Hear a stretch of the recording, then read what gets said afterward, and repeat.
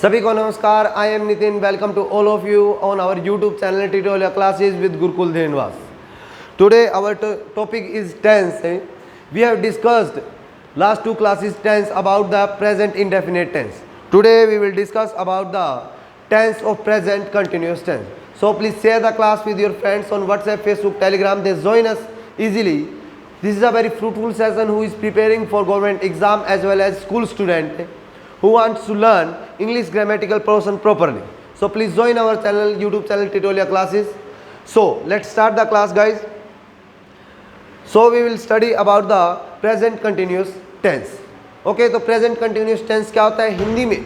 जो ग्रामेरियन, जो टीचर, उनकी मैं काफ़ी ज़्यादा रिस्पेक्ट करता हूँ। जो लोग इसको हिंदी में पढ़ाते हैं और इसको कुछ इस तरीके से पढ़ाया जाता है कि रहा है, रहे हैं, रही है, इस तरीके से हम बिल्कुल नहीं पढ़ाएंगे आपको, क्योंकि इस तरीके से पढ़ाने का बिल्कुल भी कोई मीनिंग नहीं है। क्योंकि मैंने बोला है ये सेशन काफ़ी फ्रूटफुल सेशन है। फ्रूटफुल का मीनिंग है कि आपके लिए रियलिटी में ही, वाकई ही आपके लिए ये सेशन फ्रूटफुल रहेगा। ठीक है जी, स्टार्ट करते हैं। प्रेजेंट कंटिन्यूस टेंस का डिस्कशन हम करते हैं। प्रेजेंट कंटिन्यूस टेंस यदि मैं बात करता हूँ तो मैंने कल जो है आपको कुछ 13 वर्ब्स, 13 वर्ब जो है वो बताई थी। उम्मीद करता हूँ सभी को याद होंगी। एक बार मेरे को रिवीजन करवा देंगे वो कौन कौन सी है। फर्स्ट वर्ब बताएंगे एक बार। हाँ जी, बी, फिर is, am, are, was, been और do, does, did, done, have, has, had. और कोई रहेगी क्या? कोई मुझे लग रहा है कि एक मिस है। कितनी हुई? 1 2 3 4 5 6 7 8 9 10 11 12 13। एक मिस है भाई, वर। ठीक है, अब आपकी ये कंप्लीट होती है वर के साथ। ठीक है, तो कल हमने जो डिस्कशन सीखा था, जो समझा था, वो आपका था डू और डज के बारे में। बात जायज है। कल हमने जो पढ़ा था वो डू डज के बारे में पढ़ा था क्या? ठीक है जी, डू डज के बारे में हमने कल पढ़ा था। आज जो हम पढ़ेंगे वो पढ़ेंगे आपका इज, एम, आर के बारे में। किसके बारे में? M, R. ठीक है, पहली बात तो ये ध्यान रखेंगे, ये आपका जो प्रेजेंट कंटिन्यूस टेंस है, कंटिन्यूस, इसमें उन एक्शंस को बताता है। ये टेंस जो है उन एक्शंस के लिए यूज होता है जिसमें आपका एक्शन कंटिन्यू चल रहा हो, गोइंग ऑन हो। गोइंग ऑन का मीनिंग है कि चल ही रहा है, नॉट कंप्लीट, कंप्लीट नहीं हुआ है। उन एक्शन को ये आपका प्रेजेंट कंटिन्यूस टेंस बताता है। ठीक है, इस बात का ध्यान रखें। दूसरी बात, इसमें जो आपका प्रेजेंट इंडेफिनिट कंटिन्यूस होता है, इसमें आप टेम्परेरी एक्शन को बताते हैं। कैसे एक्शन को बताएंगे? Temporary action. जैसे आप बैठे हैं, नॉर्मली ऐसा होता है कि भी हिंदी में जब इस इंग्लिश ग्रामर को पढ़ाया जाता है तो ऐसा बोला जाता है कि मैं बैठ रहा हूँ। अब मैं बैठता ही रहूँगा क्या? 2 घंटे तक मैं ऐसे करता रहूँ, आई एम सीटिंग, इसका मतलब मैं बैठ ही रहा हूँ। 2 घंटे तक बैठ ही नहीं पाया मैं। यह बोलता हूँ आई एम स्टैंडिंग। नॉर्मली आपको बोलते हैं व्हाट आर यू डूइंग, तो आप बोलते हैं आई एम स्टैंडिंग, मैं खड़ा हूँ। तो इसका मतलब आप खड़े हो ही रहे। अरे भाई, आसमान में जाएगा क्या खड़ा होता? तो आप खड़े हैं, फिर भी उसके लिए हिंदी में पढ़ा जाए तो रहा रही है, तो उसके अकॉर्डिंग समझ में नहीं आता। तो आई एम स्टैंडिंग जब बोलते हैं, इसका मीनिंग ये नहीं है कि आप खड़े हो रहे हैं। आप खड़े हैं फिर भी ये बोलते हैं आई एम स्टैंडिंग। वाई? क्यों? क्योंकि उसका रीजन ये है क्योंकि आप टेम्परेरी एक्शन को बताते हैं। कैसे एक्शन को बताते हैं? टेम्परेरी एक्शन को बताते हैं। अब ऐसे जिस व्यक्ति ने रहा है, रही को हिंदी में पढ़ा है, वो इसको बोलेगा। जैसे सांस लेते, अब सांस ले रहे हैं, सांस छोड़ रहे हैं ना, श्वास को ले रहे हैं, छोड़ रहे हैं। तो जिसने हिंदी में रहा है, रही है पढ़ लिया, वो व्यक्ति इसको बताएगा आई एम ब्रीदिंग, और बोलेगा I breathe in, I am breathing in, I am breathing out, ऐसा बोलेगा, और वो गलत है। क्या आपका सांस लेना, मेरे को बता दो, श्वास लेना एक टेम्परेरी एक्शन है क्या? कुछ टाइम का एक्शन है, उसके बाद नहीं करते क्या आप? हाँ या ना में तो जवाब दो। करते हैं। तो भाई ये एक्शन आपका टेम्परेरी नहीं, परमानेंट एक्शन कहलाता है। और आप ये बोलते हैं आई ब्रीद। कभी भी ये नहीं बोलेंगे आई एम ब्रीदिंग। जो आपको रहा है, रही में बताता है, उससे आपको ये सेंटेंस जरूर पूछ लेना चाहिए, ये क्वेश्चन जरूर पूछ लेना चाहिए कि यदि आप रहा है, रही है, पढ़ा रहे हैं, तो हमें ये बता दीजिएगा कि जो ये आप अप डाउन होती है, जो ब्रीथ जो है, ये आपकी टेम्परेरी में आती है या परमानेंट में आती है। वो बोले परमानेंट में आती है, तो फिर हिंदी में ये क्यों बोलते हो कि भाई सांस ले रहा है। तो हिंदी का कंपैरिजन जो है इंग्लिश से ना करें, क्योंकि ये आपकी एक अलग लैंग्वेज है और हिंदी जो है अलग लैंग्वेज है, ये तो पता होगा। तो इसलिए आप हमेशा ये लिखते हैं आई ब्रीथ इन, आई ब्रीथ, ठीक है, मैं सांस लेता हूँ। ध्यान रखेंगे इस बात का, कभी भी आपके परमानेंट एक्शन इसमें नहीं आते। जैसे अर्थ जो है, अब जिसने रहा रही में पढ़ा उस व्यक्ति ने ये सेंटेंस लिखा कि the earth is revolving around the sun. Earth जो है वो आपके सन के चारों ओर चक्कर लगा रही है, ठीक है, ऐसा किसी ने बोला। The earth moves around the sun, the earth revolves the sun, ठीक है, ऐसा उन्होंने बोला। तो earth revolve around the sun जो है, जिसने ये बोला earth is revolving around the sun है, तो इसका मीनिंग तो ये हुआ कि भाई वो टेम्परेरी एक्शन है। हिंदी को अकॉर्डिंग तो वो ठीक है कि रही है रही है रही है, पर इंग्लिश के अकॉर्डिंग वो ग्रामेटिकल पोर्शन उसको गलत मानते हैं। जैसे आप ये बोलते हैं कि पानी जम रहा है, बर्फ बन गई है, तो जम रहा है जम रहा है जम रहा है, जमता जमता क्या हो जाएगा भाई, पानी तो जम गया, तो जम गया, उसमें क्या। तो उसको ये थोड़ी बोल देंगे आप कि वाटर इज फ्रीजिंग, ये थोड़ी बोल देंगे आप वाटर इज फ्रीजिंग, गलत है। यदि आप बोलते हैं water is freezing at 0 degree Celsius तो ये आपका गलत है, इनकरेक्ट है। आप इसका करेक्ट ये होगा दोस्तों, ये प्रेजेंट इंडेफिनेट में जाएगा और इसको बोलेंगे water freeze, water freeze at 0 degree Celsius, ऐसा इसको बोलेंगे। ऐसे ही उबलने का होते, ये बोल रहे हैं कि पानी उबल रहा है, नॉर्मली ये बोलते हैं ना पानी उबल रहा है, आप ये बोलते हैं कि पानी जो है 100 डिग्री पे उबल जाता है, ऐसा बोलते हैं। तो भाई अब जिसने हिंदी में बताया उसने ये बताया water is boiling at 100 degree Celsius, water is boiling at 100 degree Celsius. तो उस व्यक्ति ने आपका बिल्कुल गलत बताया है, क्योंकि ये आपका यूनिवर्सल, क्या ये बात सच है क्या, साइंस में प्रूव है ये बात, और जो बात साइंस में प्रूव होती है वो आपके प्रेजेंट इंडेफिनेट टेंस में आती है, कभी भी कंटिन्यूस में नहीं आती। तो इसीलिए आप इसकी जगह लिखते हैं water boils at 100 degree Celsius, ठीक है, ये बात होती है। अब मान लिया आप सेब खाते हैं, बनाना खाते हैं, ठीक है, मैंगो खाते हैं, इनके अंदर बहुत सारे विटामिन और मिनरल्स प्रेजेंट होते हैं, ये बात पता है। तो हम इसका मतलब उन्होंने तो ले रखे उनके अंदर है, तो इसका मतलब उन्होंने ले रखे, तो ये बोलेंगे what fruits are containing many minerals and vitamins, तो ऐसा बोल देंगे क्या, fruits are containing many vitamins and minerals.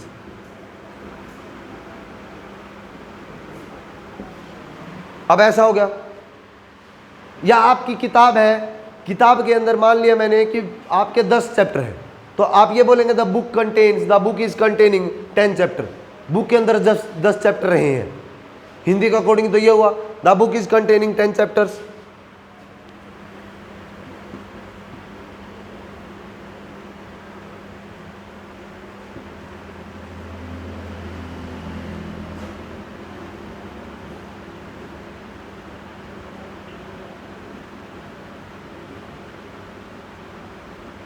तो ऐसा बोलना दोस्त गलत है, इनकरेक्ट है। यदि आपने ऐसा सीखा है अब तक इंग्लिश ग्रामर को, तो आपने गलत सीखी हो, ये ठीक नहीं है।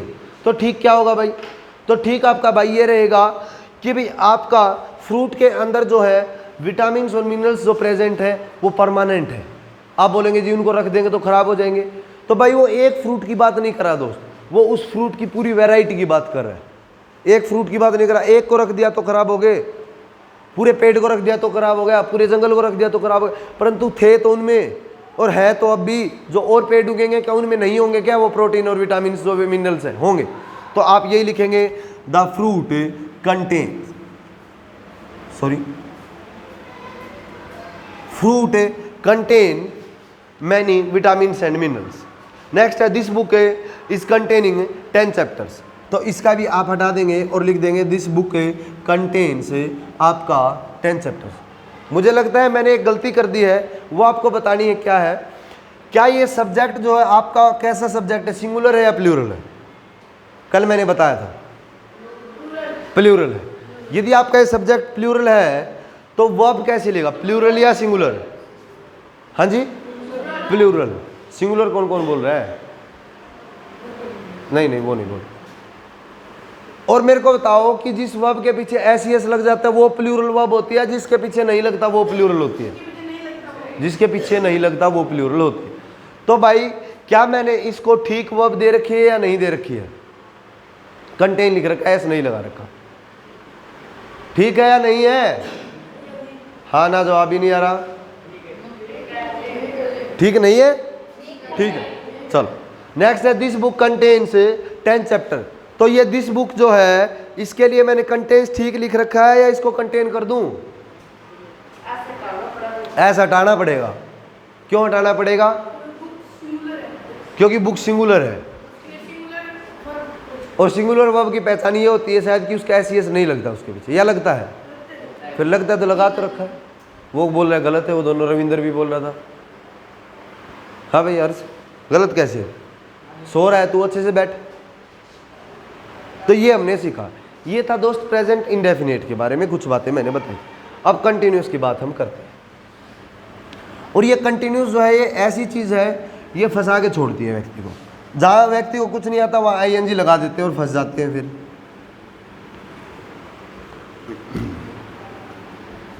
देखिए इसमें जो हेल्पिंग वर्ब यूज होती है, जो प्रेजेंट कंटिन्यूस टेंस में जो हेल्पिंग वर्ब यूज होती है वो आपकी रहती है इज, एम और आर। ये जो है आपकी हेल्पिंग वर्ब रहती है। इस बात का ध्यान रखेंगे, लिखते चलेंगे। अब नोट करेंगे सभी। इज, एम, आर जो है वो आपकी हेल्पिंग वर्ब रहती है। इसके जस्ट बाद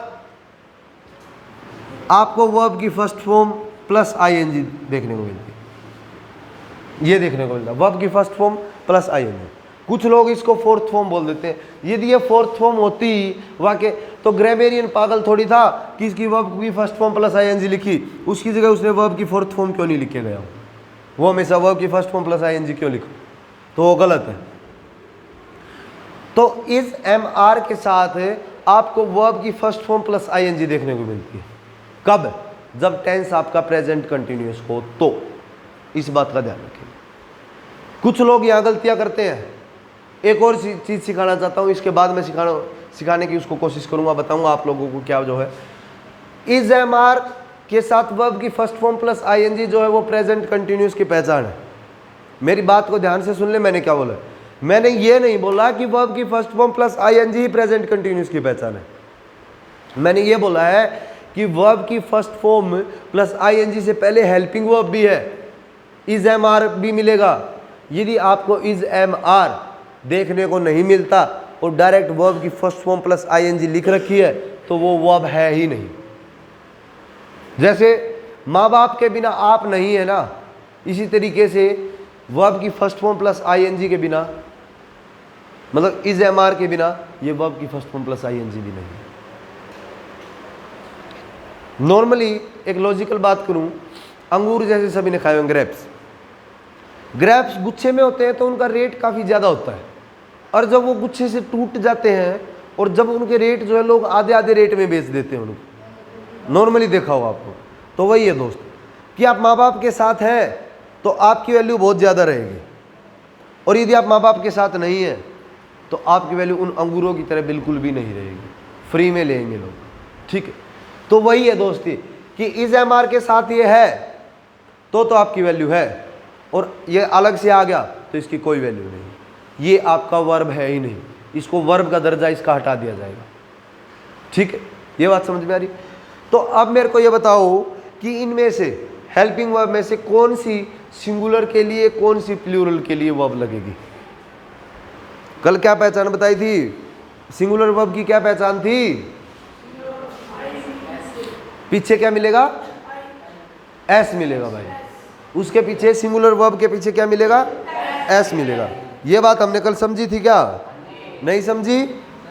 समझी थी। तो भाई यदि ये बात हमने कल समझी थी तो क्या इस वर्ब के पीछे एस लगा हुआ है? क्या इस के पीछे एस लगा हुआ है? तो इसका मीनिंग इसको सब्जेक्ट जो चाहिए वो सिंगुलर सब्जेक्ट का ही चाहिए। कैसा सब्जेक्ट चाहिए? Singular subject. ये बात समझ में किसको नहीं आई? आ गई क्या भाई? अच्छे से बैठ जा फिर। तो भाई आर जो है इसको सब्जेक्ट चाहिए, वो चाहिए प्लूरल। प्लूरल सब्जेक्ट कैसा चाहिए? ये बात किसको समझ में नहीं आई वो बता दे भाई। शर्माने की जरूरत नहीं है, जिसको नहीं आए वो प्लीज सीधा पूछ ले, फिर नहीं आएगी एग्जाम में भाई। अब सीख गए ना, फिर स्कूल टाइम में दोबारा सीखने की जरूरत नहीं पड़ेगी 12th में। और नहीं सीखा फिर ये कहोगे यार सिखाया नहीं किसी ने, मौका मिला नहीं। मौका मिला तो प्लीज सीख ले। आर का दोस्त ऐसा है, आर वहीं आएगा जहां पे प्लूरल सब्जेक्ट हो। ये बात समझ में? बच गया एक वर्ड जिसका नाम है एम। एक अपने हरियाणवी में एक वर्ड यूज करते हैं, उसको ये बोलते हैं इसके अंदर घनी है, इसके अंदर तो बहुत है। वो क्या मीनिंग होता है उसका? है क्या है? ऐसा बोलते नहीं क्या? इसके अंदर तो बहुत घनी मैं है, ऐसा बोलते हैं। इसके अंदर बहुत ज्यादा है, ऐसा बोलते तो है। सुना नहीं यार, कमाल है, सुना नहीं। ये नहीं बोलते कि इसके अंदर तो बहुत ज्यादा है, ये तो इसके अंदर तो बहुत ज्यादा मैं है। उसका मीनिंग होता है कि भाई वो व्यक्ति बहुत घमंड करता है। हाँ, जिसको ये बोल देता है इसके अंदर बहुत ज्यादा अकड़ है। बड़े लोग आकड़ यूज नहीं करते, उसके लिए यूज करते हैं इसके अंदर तो बहुत ज्यादा है, इसके अंदर तो बहुत ज्यादा मैं है। ठीक है, तो वो मैं जो है, मैंने कल बताया था कि ये आई जो है पहले बहुत शरीफ हुआ करता था, पर ये प्रेजेंट में आया तो ये बड़ा बदमाश हो गया। ठीक है, था तो सिंगुलर ही, पर आवाबाजी ऐसी जैसे प्लूरल हो। तो यही यहाँ भी इसने वही काम।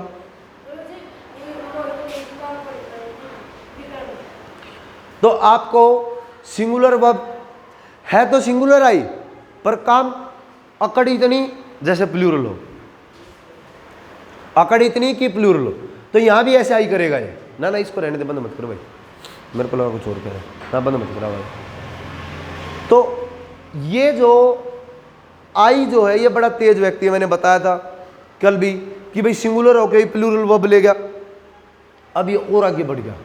अब इस भाई ने क्या किया कि भाई जहां लोगों को सिंगुलर को इज मिला, प्लूरल को वर्ब मिला। पिछले अब कई बार ये होता है ना, किसी व्यक्ति को आप उसके पास कुछ नहीं हो खाने को, यदि उसको अच्छा खाना मिल जाए तो वो अकड़ के रहने लग जाता है थोड़ा सा कि बोला भाई अब आपा राजा है, ऐसा होता है। तो यहाँ भी वैसा ही हुआ भाई। इसको सिंगुलर वर्ब नहीं दी, इसने पिछली बार ली नहीं, इसको कहा भाई इज ले ले, ये बोला मैं नहीं लेता भाई, मैं तो डज ही नहीं लिया, पिछली बार इज कहाँ से लूंगा, मैं तो पिछली बार डू लेके फिर रहा था। इसको बोला फिर भाई प्लूरल लेगा, आर लेगा, बोला अपना लेवल बढ़ चुका है, आप आर भी नहीं लेंगे। फिर बोला और क्या लेगा, अपने को तो अलग से वर्ब चाहिए। तो भाई ये अपनी अलग से वर्ब लेके आया, अपने यूपी से लेके आया, ये अपने यहाँ तो मिली नहीं हरियाणा में। ठीक है, तो स्पेशल आई के लिए जो वर्ब लगी वो एम लगी, स्पेशल आई के लिए। इसको तो सारे व्रत लेते, इसको भी सिंगुलर वाले इसको व्रत लेते, प्लूरल वाले इसको व्रत लेते। आई तो अपनी खुद की लेके आया कि बोला भाई आप तो अपनी अलग से लेके आएंगे, वही बरतेंगे। ठीक है, ऐसे और किसी के रोज रोज रोटी नहीं बनवाई जाती, अपनी अलग से बनवाएंगे। ठीक है, तो हमेशा सॉरी आई के साथ आपका क्या लगेगा? एम। क्या लगेगा? एम लगेगा। ये बात किस भाई को समझ में नहीं आई? नहीं आई? नहीं आई दोस्त? उज्जवल क्या हो गया? कोई नहीं बेटा, इस बड़ी जवानी में सिर दुख रहा है? तो भाई ई जय मार के साथ ये पता चला कहाँ क्या आएगा। सिंगुलर में आपको पता ही है, जैसे आपका ही हुआ, सी हुआ, इट हुआ, ये सिंगुलर थे, इसका मीनिंग उनके साथ इज लगेगा, या कोई नाउन हुआ, नाम हुआ। अरे तुम ऐसा तो नहीं समझते कि नाउन सिर्फ आदमियों के नाम के लिए यूज होता है, जानवरों के लिए नहीं होता है? यदि मैं कोई बर्ड बोल दूं, पिकॉक, पिजन बोल दूं, तो उसके लिए भी भाई नाउन ही यूज होगा, उसके लिए भी सिंगुलर ही यूज होगा। कभी ये सोचिए तो बहुत छोटा है, इसके लिए तो वर्ब भी यूज नहीं करेंगे। इंग्लिश सबके लिए बराबर है, चाहे बर्ड हो चाहे एनिमल। तो भाई सिंगुलर के लिए इज हुआ, प्लूरल के लिए आर हुआ, और आई जो अपनी स्पेशल लेके आया जिसका नाम एम था। पता चला? तो जहां पे ही, सी, इट आएगा वहां पे आप इज को पुट कर देंगे, उसके साथ वर्ब की first form plus ING put कर देंगे। जहां पे आपका प्लूरल सब्जेक्ट आएगा वहां पे आप आर पुट कर देंगे, जैसे दे हुआ, वी हुआ, ठीक है, यू हुआ, इनके साथ। अब एक आई आया, अरे कहाँ लेके जाएगा इसको, आई आया, उसके साथ आप एम पुट कर देंगे। ये बात समझ में आई क्या? नहीं आई? तो अब मैं आपको यदि दूं कुछ सेंटेंस तो आप फिल कर देंगे क्या? बता दो मेरे को भाई, जिसको डाउट हो वो बता दे। नहीं करेगा? नहीं करेगा? अच्छा कर दो। तो दोस्त दे दूं क्या 5-7 सेंटेंस कुछ? पक्की बात है क्या भाई? अरे देख लेना, एक बार और विचार कर ले। चलो भाई देख लेना, कई बार और कॉन्फिडेंस भी मार देता है व्यक्ति को। तू बता दे फिर, तेरे से पूछ लेता हूँ। क्या बता दूं? अरे पढ़ाई तो रहा हूं और क्या कर रहा हूं।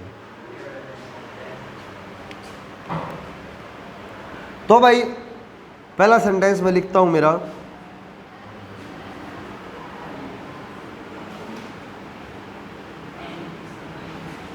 अपनी नोटबुक में लिखते चले मैं ये सेंटेंस के साथ।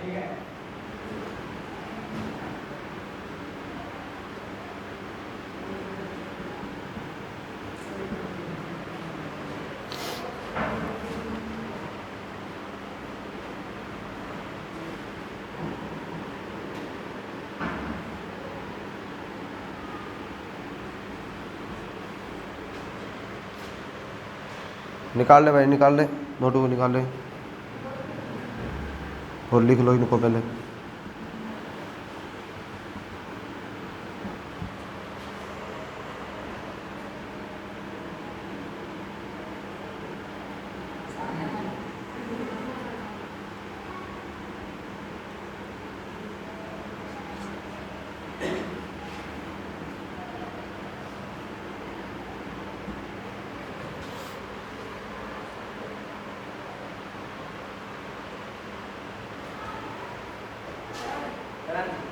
करो करो, लिख लो पहले। और लिख रहा हूँ मैं अभी, ख़त्म थोड़ी हो गया। ओह ये बहुत नीचे लगा हुआ है बोर्ड भाई।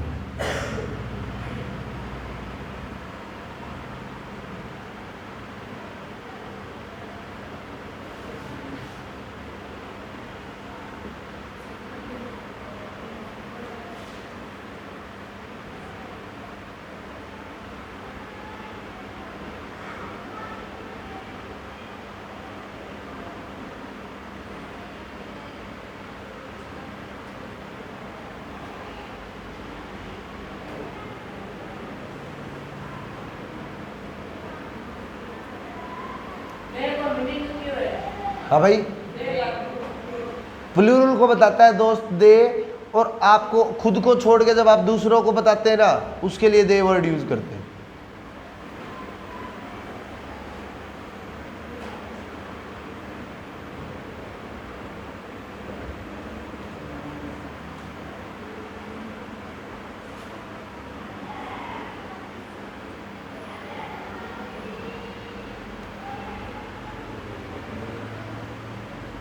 आ रहा है भाई, दिख रहा है क्या रे कैमरे में? अच्छा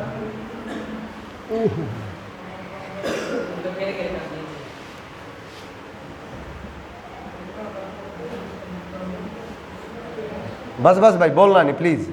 नहीं आएगा यार, वैसे बता दूंगा मैं, एक दूसरे के देखने की क्या जरूरत है।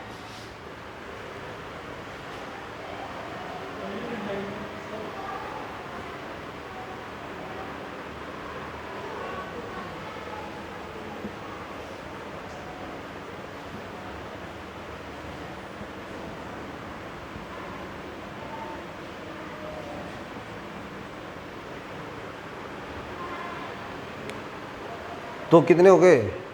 2 और 3 5 और 1 6 हो गए क्या? 3 और 2 5 और 2, अरे 7 नहीं हो गए क्या? मेरे को तो 7 दिख रहे।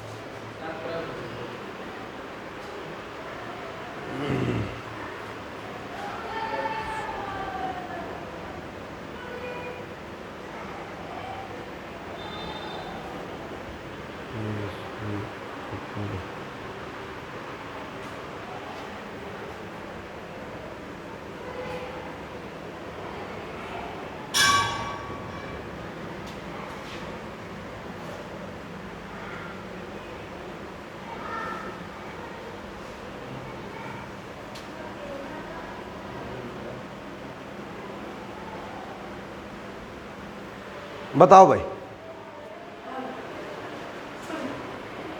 रुक जाओ।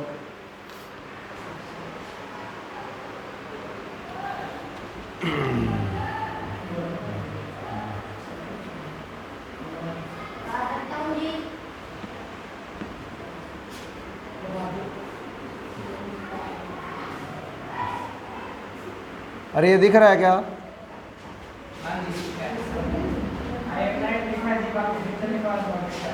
है नहीं दिख रही क्या? रे सौरभ ये है दिख रहा है। बैठ जाओ।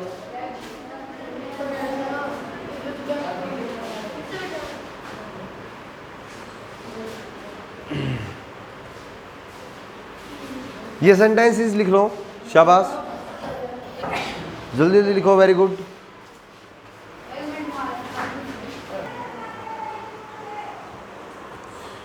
देखिए तो भाई हम पढ़ रहे थे, हमने पढ़ा कि भाई आपका जो सिंगुलर सब्जेक्ट के लिए इज है, प्लूरल सब्जेक्ट के लिए आर है, और भाई के लिए मतलब आई के लिए एम, ये लगेंगे। और उनके पीछे साथ साथ में जो आपको वर्ब गिवन होती है उनके अकॉर्डिंग वर्ब लगेगी। हो सकती है वो वर्ब आपकी इज हो, एम हो, वार हो, और उसके साथ साथ वर्ब की फर्स्ट फॉर्म प्लस आईएनजी लगेगा। वर्ब की फर्स्ट फॉर्म प्लस आईएनजी जो लगेगी वो सभी में लगेगी, ठीक है, इस बात का ध्यान रखेंगे। तो भाई जैसे लिख रखा है I go to school, I go to school. अब भाई आई के अकॉर्डिंग मेरे को ये बता दो दोस्त कि जो हेल्पिंग वर्ब लगेगी, इनको हेल्पिंग वर्ब बोलते हैं, इसको मेन बोलते हैं, ठीक है। तो हेल्पिंग वर्ब लगेगी वो क्या लगेगी? एम। क्या लगेगी? अरे एन नहीं है, एम है, ठीक है, एम लगेगी। और आपकी जो वर्ब लिख रखी है गो, इसकी क्या हो जाएगी? क्या हो जाएगी? ठीक है। नेक्स्ट आपका है आई लिख रखा है, आई के अकॉर्डिंग क्या वर्ब लगेगी? एम। और टीच की क्या हो जाएगी? टीचिंग। क्या हो जाएगी? टीचिंग। नेक्स्ट आपका ही लाफ है, तो भाई ही के अकॉर्डिंग क्या लगेगी? Helping verb is. क्या लगेगी? इज। और आपका लाफ की क्या हो जाएगी? लाफिंग। क्या हो जाएगी? लाफिंग, ठीक है जी। नेक्स्ट आपका दे प्ले क्रिकेट, तो भाई आपका प्ले का क्या हो जाए?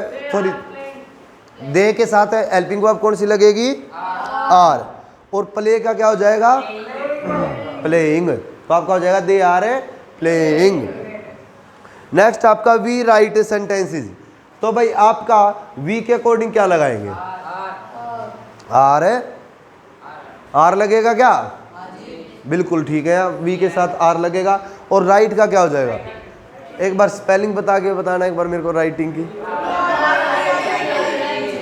कुछ शिकारी ऐसे मिलेंगे WRITEING बनाएंगे, तो भाई वो ई नहीं आएगा, ING आएगा डायरेक्ट, टी के बाद ING, ठीक है। आगे नेक्स्ट सेंटेंस है वाई डैश यू क्राई। इतना ना इंसाफ, फिलिंग द ब्लैंक दो और आपका ब्रैकेट एक, कितना अन्याय है? अरे भाई फिलिंग द ब्लैंक दो है, ये एक ही है, फिर भरोगे कैसे? अच्छा, कहाँ? यहाँ हेल्पिंग वर्ब लगेगी, यहाँ मेन वर्ब, यहाँ मेन वर्ब, यहाँ हेल्पिंग वर्ब। ऐसे लगा दूं वाई कराएंगे यू आर, अच्छा वाई आर यू कराएंगे। अच्छा, तो इसका मीनिंग अपने को ये पता चला भाई कि इन सेंटेंसेस को एक तो इंटेरोगेटिव सेंटेंस बोलते हैं। कौन से बोलते हैं? इंटेरोगेटिव सेंटेंस में दोस्त आपके ये जो है आपका यहाँ पे यू के अकॉर्डिंग लगेगी, जो आपका लगेगी हेल्पिंग वर्ब लगेगी वो यू के अकॉर्डिंग लगेगी। कोई ऐसी चिपका दे कभी कोई उठा के, ठीक है क्या? तो आपका यू के अकॉर्डिंग क्या लगा दूं? इज क्या है? और वाई आर। और भाई यहाँ क्या लगा दूं? स्पेलिंग बताओ। CRYING, क्राइम, ठीक है। ये हो जाएगी क्या? है? पक्की बात है? अरे देख लेना। अच्छा चल, तुमने क्या दिमाग नहीं। नेक्स्ट है व्हाट सी डू। वही अन्याय है। कितना अन्याय है, एक के साथ दो। व्हाट इज, अभी तो आर लगाया ऊपर वाले में है, क्या है? सी है। तो सी है तो क्या हुआ? इज है। अच्छा, लड़की देखते ही सरक गए, इज पे आ गए। अब तक तो आर पे चल रहे थे, मेरी बारी में तो व्हाट इज सी डूइंग। गलत नहीं है भाई, बिल्कुल ठीक है दोस्त। अच्छा अच्छा, तूने आर लगा दिया होगा, ये सोच गया लड़की आई है तो दो चार पीछे भी आए होंगे, हैं, इसलिए आर लगा दिया। नेक्स्ट है my uncle dash eat burger at this time. अब बता के दिखाओ भाई, अब बता के दिखाओ। माई अंकल है, अरे आर ईटिंग नहीं आएगा क्या? अच्छा, क्यों आर क्यों नहीं आएगा? हाँ भाई नवदीप, आर क्यों नहीं आएगा बता? क्योंकि अंकल अकेला है, आंटी तो आई नहीं। अंकल अंकल आ गया, यदि आंटी साथ में आ जाती फिर आर हो जाता। तो इसलिए my uncle is eating A burger. Next है सी डैश वॉशिंग टेंसिल्स। है? फिर लड़की आ गई तो इज लगेगा। अरे पक्की बात है क्या, इज लगेगा? है? अच्छा देख लेना, लड़की के साथ इज लगेगा। है? लड़की के साथ है, देख लेना, मैं मारूंगा फिर। चलो लो, Sita and Gita are play ludo.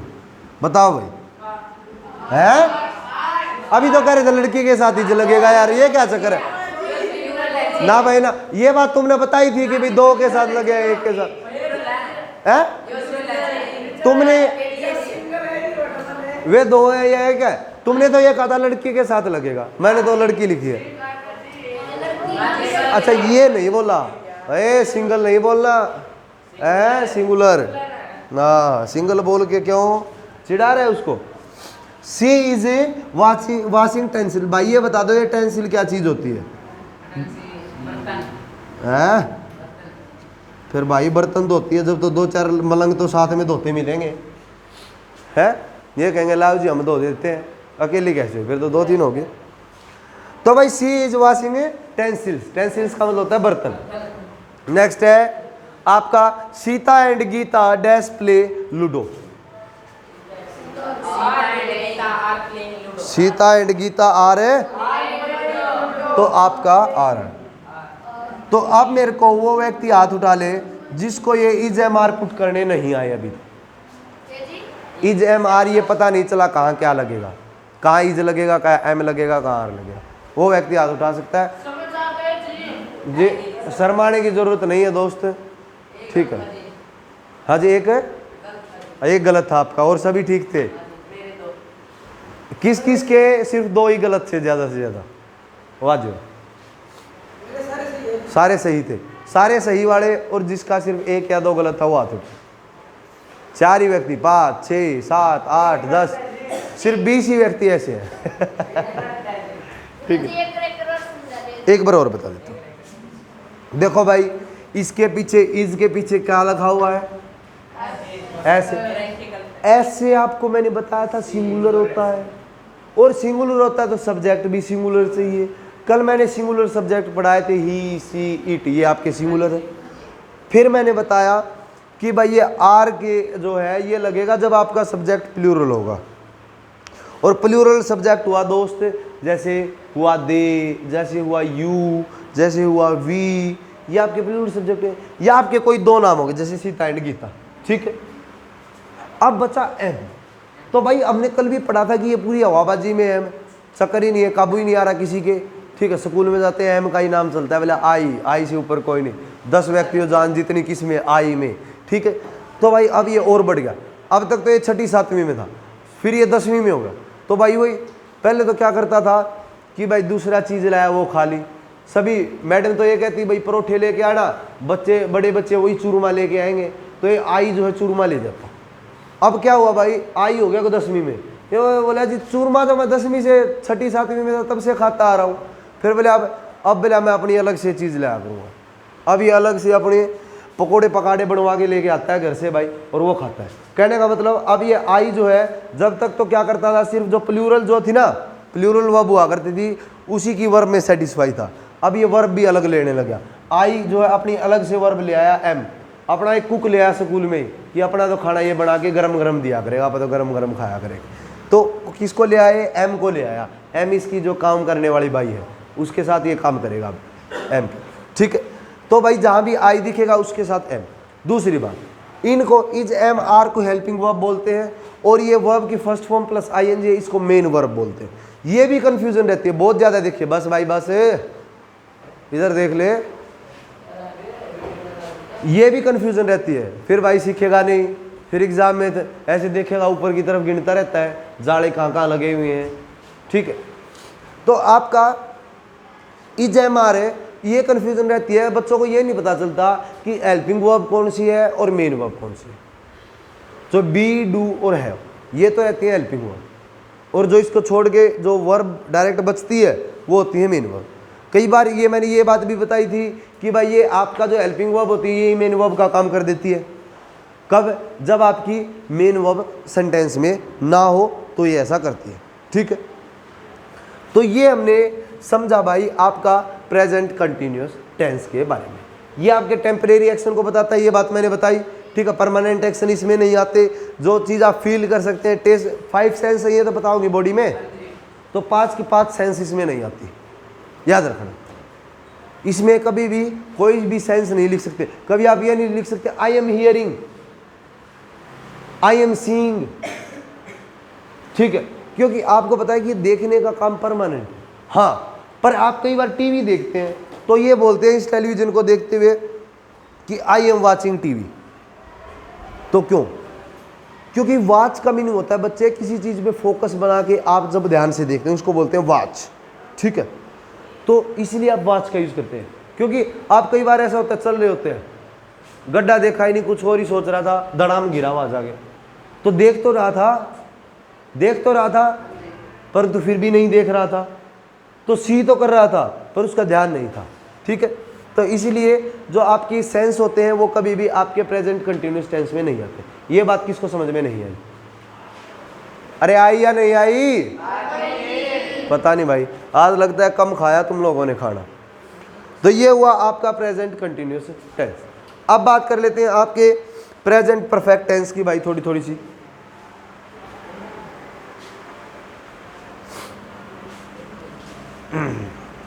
भाई परफेक्ट का मीनिंग क्या होता है बता सकते हैं क्या कोई? है जी, ठीक, निश्चित है क्या? निश्चित, अरे मैंने परमानेंट का नहीं पूछा, परफेक्ट का पूछा है। हाँ जी, चल जा, चल क्यों नहीं रहा? ये उसके ऊपर ना ये सिर वाले या तेल वाले हाथ मत लगा करो बोर्ड पे, ये चलता नहीं फिर मेरे को। परफेक्ट है। अच्छा, कई बार ये नहीं बोलते अपने हरियाणवी भाषा में भाई ये तो इस काम का उस्ताद है, बोलते हैं क्या? या ये बोलते हैं, अब जैसे कोई मान लीजिए ट्रैक्टर चलाता है, गाड़ी चलाता है, ये बोलते हैं भाई ये तो इस काम में मास्टर है। कभी वो क्या पढ़ाता है, फिर भी उसको ये बोलते हैं हम ये तो मास्टर है।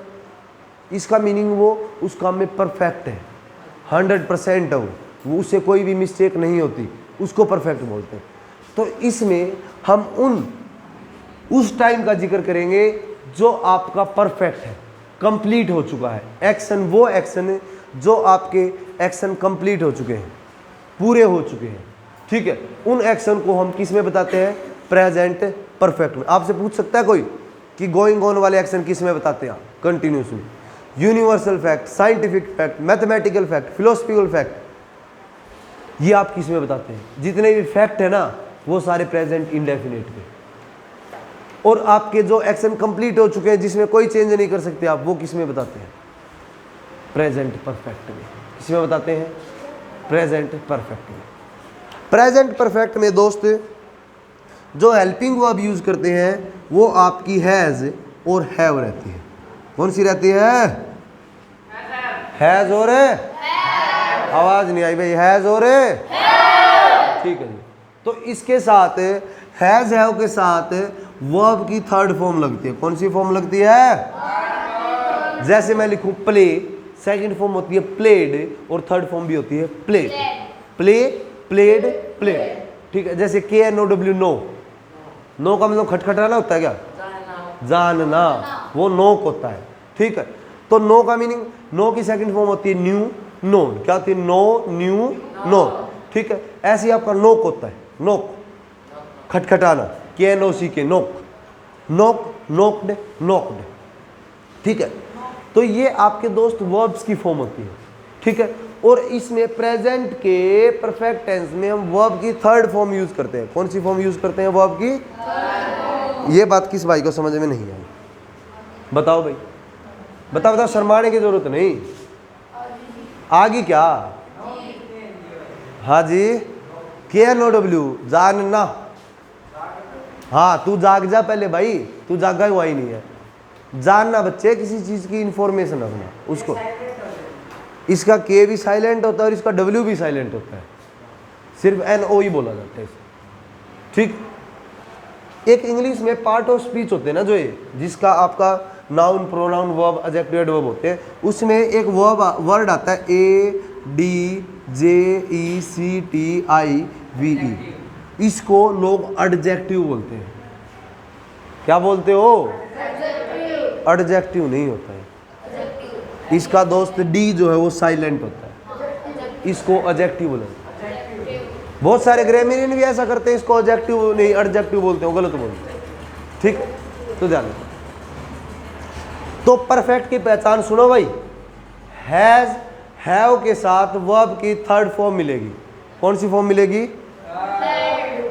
यदि हैज हैव अकेला मिल जाए तो उसको परफेक्ट मत समझना, या वर्ब की थर्ड फॉर्म अकेली मिल जाए तो उसको ही परफेक्ट मत समझना। दोनों के मिलने से ही परफेक्ट टेंस मिलेगा।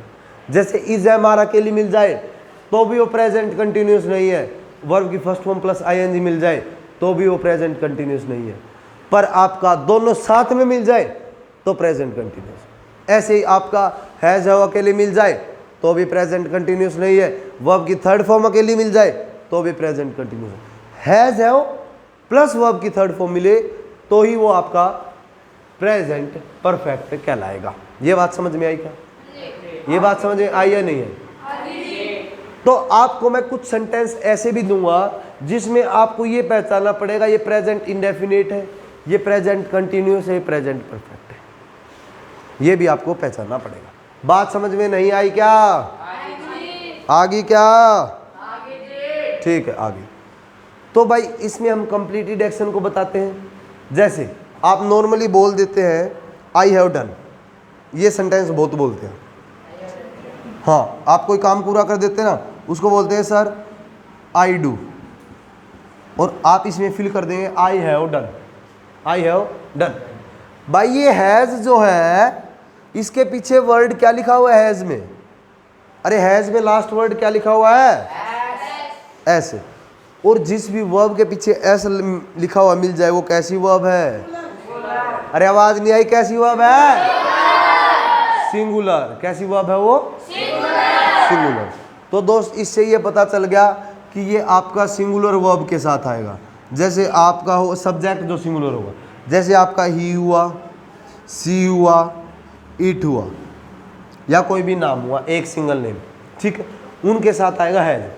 और बच के जो प्लूरल जो है उनके साथ आएगा हैव। जैसे आपका हैव आएगा उनके साथ, जैसे आपका दे हुआ, वी हुआ, यू हुआ, इनके साथ हैव आएगा। है मॉनिटर? ठीक है। तो यू आएगा। अब बात ये आती है कि आई किसके साथ आएगा? प्रेजेंट टाइम में आई कैसा व्यक्ति है? शरीफ है या ये पूरा क्लेवर है? क्लेवर। तो भाई क्लेवर है तो इसको हमेशा प्लूरल फॉर्म तो लेगा ही लेगा। कैसी फॉर्म लेगा? कौन लेगा प्लूरल फॉर्म में? कौन लेगा? आई। ठीक है जी, तो आई के साथ आप ये यूज करेंगे। ठीक है जी, आज का काम यहीं तक करवाता हूं, पर कुछ सेंटेंस दे देता हूं जो आपको ये बताने हैं कि ये प्रेजेंट परफेक्ट है, प्रेजेंट कंटिन्यूस है, प्रेजेंट इंडेफिनिट है। ठीक है, लिख दूं क्या? हाँ बिल्कुल, कॉपी में उतारेंगे और काम करेंगे। जल्दी लिख ले भाई, ये भी बस बस शांत हो जाओ। देखो भाई, सेंटेंस लिख देता हूं।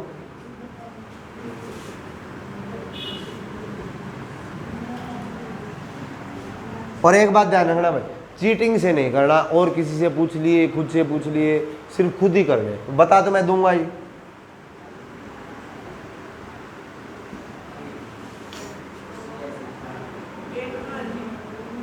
भाई 2-3 में ये बताने हैं कि कौन सा प्रेजेंट इंडेफिनिट है, कौन सा प्रेजेंट कंटिन्यूस है, कौन सा प्रेजेंट परफेक्ट है, ये बताना है।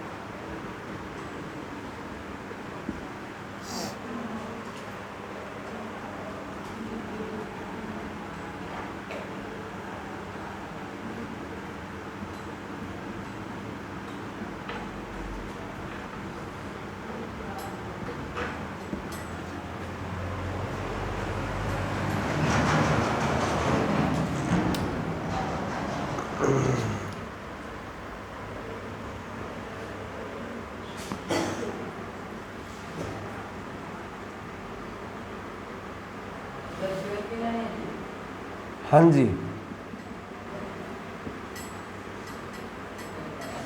घर से करके लेके आने हैं भाई।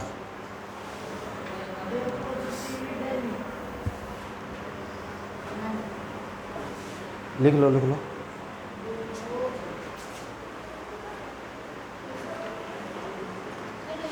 एक मिनट कुछ सेंटेंसेस और लिख देता हूँ, फिर साइड हो जाएगा। कितने हो गए? 5 हो गए क्या? 6 हो गए।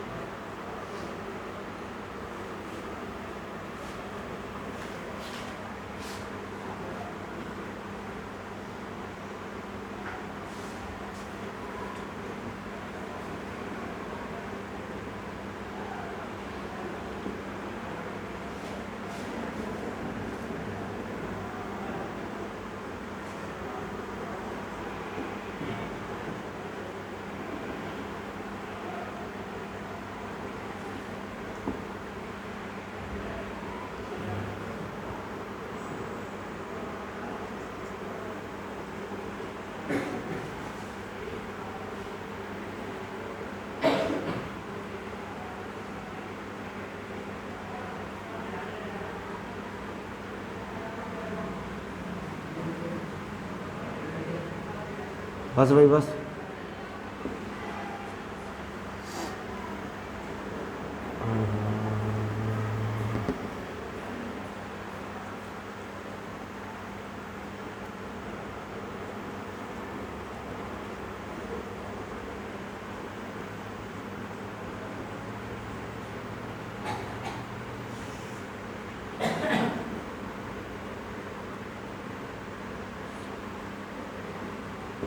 ये सेंटेंसेस आपको करने हैं।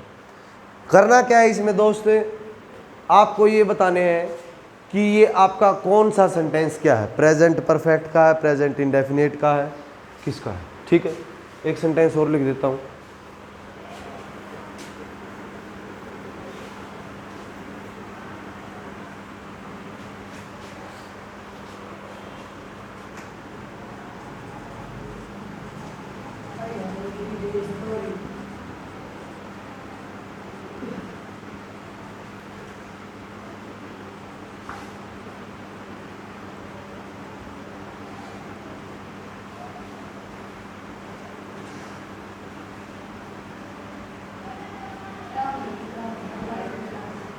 और हो गया क्या 10? ठीक है, तो ये आपको करने हैं। आज के लिए इतना ही। क्लास को शेयर करें आपके दोस्तों तक, व्हाट्सएप, फेसबुक, टेलीग्राम पे, ताकि वो हमारे साथ जुड़ सके और फ़ायदा उठा सके आपके अपने यूट्यूब चैनल ट्यूटोरियल क्लासेस को। तो आज के लिए इतना ही। तो क्लास को लाइक भी कर दें, साथ में सब्सक्राइब भी कर लें चैनल को। ठीक है, ये ऐसा हमारे स्टूडेंट्स का कहना है। तो आज के लिए इतना ही। जय हिंद, जय भारत, थैंक यू फ्रेंड्स।